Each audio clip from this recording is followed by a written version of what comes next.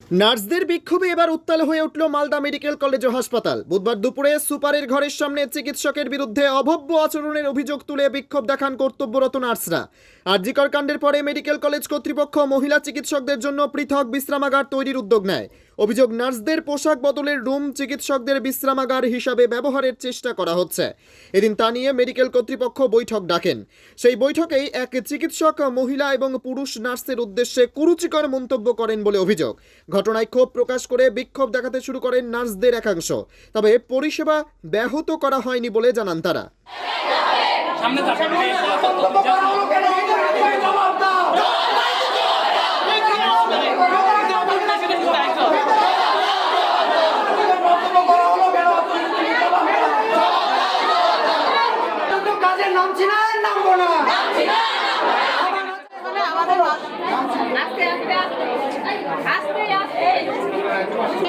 আমাদের higher authority মানে nursing superintendent, joint NS, TNS এবং সিস্টার ইনচার্জ কয়েকজন ছিলেন। তাদের সামনে আমাদের হায়ার স্যার, এমএসএপি স্যার একটা মিটিং করেন। কিছুদিন ধরে এই আর.জি. কর কাণ্ডের পর আমাদের মালদা মেডিকেল কলেজে আমাদের যত চেঞ্জিং রুম, সমস্ত চেঞ্জিং রুমের ডিমান্ড মানে ওনারা দেখতে যান যে চেঞ্জিং রুম কোথায় কি আছেন না আছেন। তারপরে ভিজিটের পর ওনারা এটা ঠিক করেন যে আমাদের যত নার্সিং স্টাফের চেঞ্জিং রুম আছে সেই চেঞ্জিং রুমগুলো মেল ফিমেল ডক্টরদেরকে শেয়ার করে দেওয়া হবে। যথারীতি আমাদের এইগুলো শোনার পর আমরা স্যারদের সাথে বা ম্যাডামদের সাথে ভার্বালি কথা বলি এবং ম্যাডামরা জানান যে ওনারা একটা মিটিংয়ের মাধ্যমে এটা সলিউশন করবেন। আজকে সেই মিটিংয়ে ওনারা ছিলেন উপস্থিত এবং সেই মিটিংয়ে আমাদের নার্সিং স্টাফরাও উপস্থিত ছিলেন। কিন্তু সেই মিটিংয়ে কয়েকজন নার্সিং স্টাফ এবং কয়েকজন ডক্টর এবং আমাদের হায়ার অথরিটিস থাকা সত্ত্বেও একজন আরএমও হঠাৎ করে উনি একটা স্ল্যাং ল্যাঙ্গুয়েজ ইউজ করে ফেলেন। স্ল্যাং ল্যাঙ্গুয়েজ বলতে উনি বলেন সমস্ত নার্সিং স্টাফদেরকে যদি আমরা কেউ ঘর না ছাড়ি, এই ঘর আমাদের কেউ কারোরই নয়। আমরা এখানে 24 আওয়ার সার্ভিস দিচ্ছি নার্সিং স্টাফরা।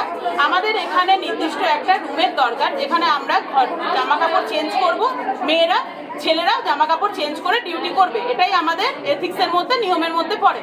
কিন্তু সেই জায়গায় যখন বলা হয় ওনাদেরকে যে ঘরটা একটু অন্য ঘর অ্যাডজাস্ট করার জন্য, তখন উনি এই অ্যাডজাস্টিংয়ের মধ্যে না এসে উনি ঠিক এই ল্যাঙ্গুয়েজ ইউজ করেন যে সমস্ত নার্সিং স্টাফদেরকে যদি ঘর না ছাড়া হয় তাহলে উনি ঘাট ধাক্কা দিয়ে মেডিকেল কলেজ থেকে বাইরে বার করে দেবেন।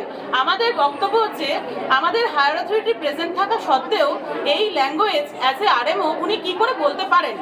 আর উনি যদি এই কথাটা বলেই থাকেন তাহলে আমাদের হায়ার অথরিটি কেন আমাদের সামনে এসে ওনাকে প্রমাণ করিয়ে দিচ্ছেন না যে উনি সমগ্র নার্সিং স্টাফ, ইভেন আমার এনএস ম্যাডামকে উনি এইভাবেই অপমান করলেন।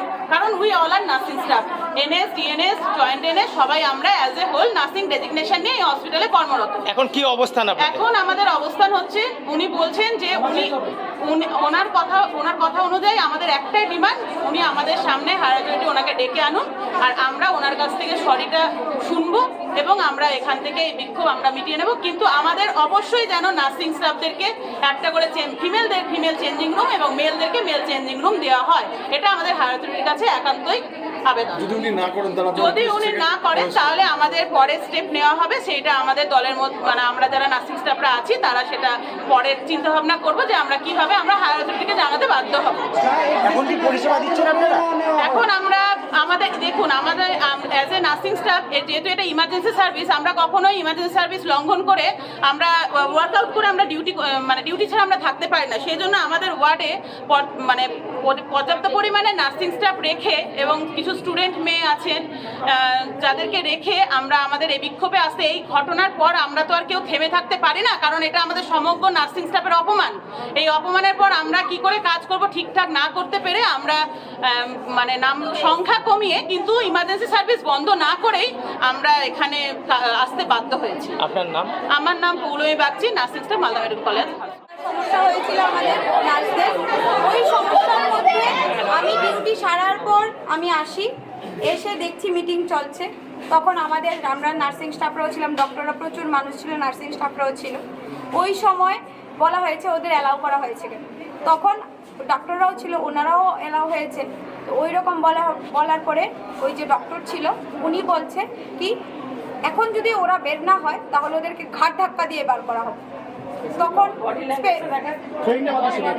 এবার উনি যা খারাপভাবে বলেছে এবং বডি ল্যাঙ্গুয়েজ একটা ভালো একটা খুব খারাপ একটা নেচার দেখিয়ে উনি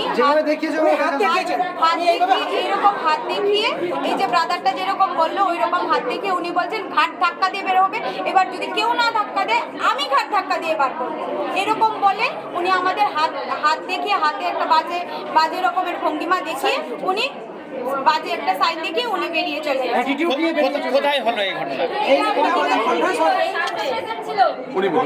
কোথায় হয়েছে ঘটনা? সবার সামনে আমাদের ম্যাডাম সবাই ছিল, সবার সামনেই এই কাজটা হয়েছে। এখন কি দাবি আপনাদের, কি করছেন? আমাদের দাবি একটাই, একজন বলে দিতে আপনাকে।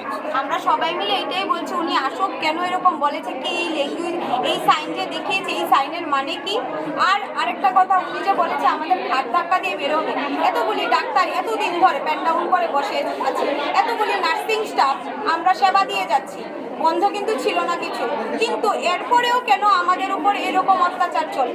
আপনারা কি অপমানিত বোধ করছেন? অপমানিত বোধ করছেন? হ্যাঁ ডেফিনেটলি, এমন ল্যাঙ্গুয়েজ যদি কেউ ইউজ করে ডেফিনেটলি অপমানিত হবে। আপনার নাম? আমার নাম দীপাঙ্কিতা। ঘটনাটা কোন জায়গায় ঘটেছে? ঘটনাটা ঘটেছে সেমিনার হলে, এক মিনিট, শুরু করুন। মাতৃমা বিল্ডিং এ নিচে সিএসওবি, তারপরে হচ্ছে লেবার রুম আর এইচ এই তিনটে ওয়ার্ডের চেঞ্জিং রুম আগে মানে সব সেপারেট ছিল, ঠিক আছে, শুধুমাত্র হচ্ছে এইচডিও আর সিএসওবি একসাথে চেঞ্জ করতো। বাট রিসেন্টলি যখন মমতা ব্যানার্জি যে একটা রাত্রির সাথী বলে একটা নোটিশ বার করেছে, তারপরে ওখানে বলা হয়েছিল যে উইমেন্সদের জন্য আলাদা করে সেফ আর সিকিউর একটা সেপারেট চেঞ্জিং রুম রাখবে। কিন্তু আমাদের অথরিটি কী করলেন যে শুধুমাত্র ডক্টরসদের জন্য মানে গাইনি অ্যান্ড অফ ডিপার্টমেন্টে যারা ডক্টরস আছে ওই ডক্টরসদের জন্য সেপারেট করে মেলস আর ফিমেলস ডক্টরদের জন্য সেপারেট একটা চেঞ্জিং রুম করার ব্যবস্থা করেছে। কী করে না, লেবার রুমের যে একটা চেঞ্জিং রুম ছিল সেটাকে ছিনিয়ে দিয়েছে। নার্সদের যে এক্সিস্টিং চেঞ্জিং রুম আছে, একটা উইমেন্স যারা আপনি জাস্ট ইম্যাজিন করুন একটা হসপিটালে মেজরিটি কারো থাকে, অবভিয়াসলি নার্সও থাকে, সেখানে নার্সদের মানে উইমেন্সদের সেফটি নিয়ে সেখানে কম্প্রোমাইজ একটা হচ্ছে ব্যাপার। নার্সদের চেঞ্জিং রুম নিয়ে ওনারা চাইছেন যে ডক্টরসকে দিয়ে, সেই নিয়ে আজকে একটা মিটিং আমরা মানছিলাম না কোনোভাবেই যে এই ব্যাপার হচ্ছে। ইভেন আমরাও এসছি কারণ ওনাকে সবাইকে সাপোর্ট করবো, ইভেন আমাদের ওয়ার্ডেও অনেক কম্প্রোমাইজ হয়, আমরাও মেল ফিমেল একসাথে চেঞ্জ করতে হয়, অনেক দিন ধরেই চলছে। সেটা নিয়ে একটা মিটিং হচ্ছিল, তো মিটিং হওয়ার সময় মিটিং যখন চলছে তখন আমাদের একটা দিদি বললেন যে নার্সদের চেঞ্জিং রুম নার্সদেরই থাকে। এই মুহূর্তে এই শুনে পেছন থেকে একজন বলেছেন যে লুজ স্টক করবেন আপনারা।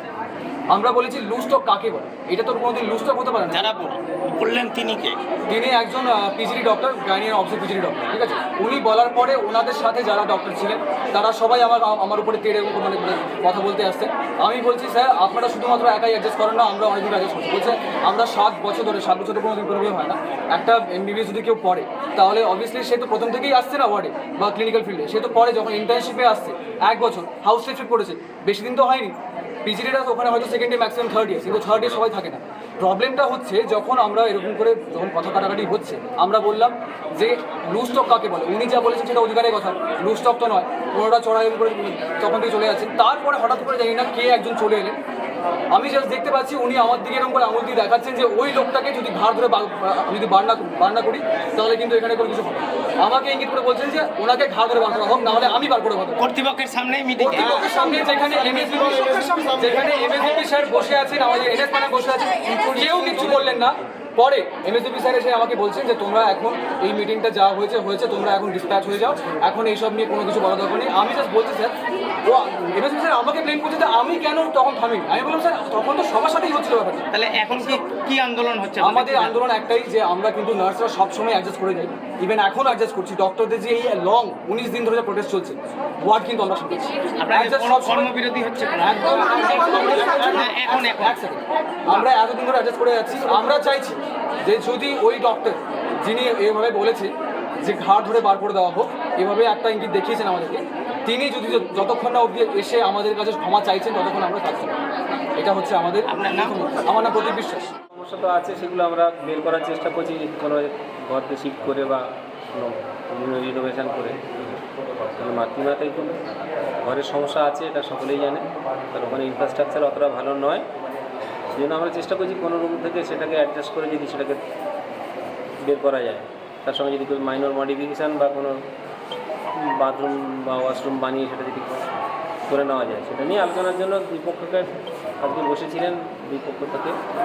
সেখানে একটু উত্তেজনা কিছুটা বেড়েছিল, কেউ ছাড়বে না কেউ ছাড়বে এইসব ব্যাপার ট্যাপার নিয়ে, কেউ ঘর ছাড়তে চাইছে না বা কেউ বলছে আমরা এটা পছন্দ নয়, এইসব বিভিন্ন ব্যাপার ট্যাপার নিয়ে উত্তেজনা। সেখানে কেউ হয়তো উত্তেজনার বসে একটু হয়তো হটটক করেছে, সেটা আমরা সাবধান ঠান্ডা করে তাদেরকে থামিয়েছি এবং আবার নতুন করে বসি আলোচনা করে যাতে কোনো একটা সমাধান আসা যায়। আমাদের রিকোয়েস্ট ছিল প্রথম থেকেই, যখন আমি একজন ফার্স্ট ইয়ার ট্রেনি, আমরা 10 মাস এখানে আছি, আমাদের সিনিয়ররা আছে তারা প্রায় 2 বছর আছে, তো female changing room for gynae doctors বা মানে গ্রাউন্ড ফ্লোর মাতৃমাতে কিছু নেই। একটাই আমাদের মানে ওখানে প্রচুর চেঞ্জিং রুম আর নার্সিং রুম আছে, 6টা আছে টু বি স্পেসিফিক। আমাদের ডাক্তারদের রুম বলতে একটা, বাট ওটা ডাক্তারদের খালি রুম না, ওটা একটা নর্মাল একটা চেঞ্জিং রুম যেখানে সব রকমের ডাক্তার মানে গাইনি হোক, anaesthesia, paediatric, house of intern, even যারা এমটি হয় যারা ডক্টরও নয় তারাও ঢোকে, তারাও চেঞ্জ করে, তারাও ওয়াশরুম ইউজ করে। তো আমাদের এই যে আরজি করের যে প্রোটেস্ট যেটা পুরো দেশ জুড়ে চলছে, সেটার এই প্রতিপক্ষিতা আমাদের এইটাই এই রিকোয়েস্ট ছিল কি একটা ফিমেল চেঞ্জিং রুম যেন দেওয়া হয়।